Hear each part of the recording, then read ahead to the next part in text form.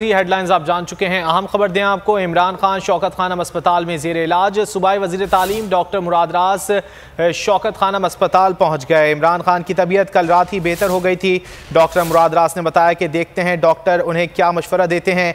Long मार्च तो ज़रूर चलेगा, इमरान खान रुकने वालों में से नहीं, जो भी फैसला होगा बेहतर होगा। इमरान खान शौकत खानम अस्पताल में ज़ेर इलाज हैं और सूबाई वज़ीर तालीम डॉक्टर मुराद रास शौकत खानम अस्पताल पहुंच गए हैं। उन्होंने कहा है कि इमरान खान की तबीयत कल रात ही बेहतर हो गई थी। देखते हैं डॉक्टर्स उन्हें क्या मशवरा देते हैं। लॉन्ग मार्च तो ज़रूर चलेगा, इमरान खान रुकने वालों में से नहीं है, जो भी फैसला होगा बेहतर होगा। डॉक्टर मुराद रास ने गुफ्तगू में ये कहा है कि इमरान खान की तबीयत कल रात ही बेहतर हो गई थी। देखते हैं कि डॉक्टर्स की जानिब से उन्हें क्या मशवरा जो है वो दिया जाता है। लॉन्ग मार्च तो ज़रूर चलेगा, इमरान खान रुकने वालों में से नहीं है।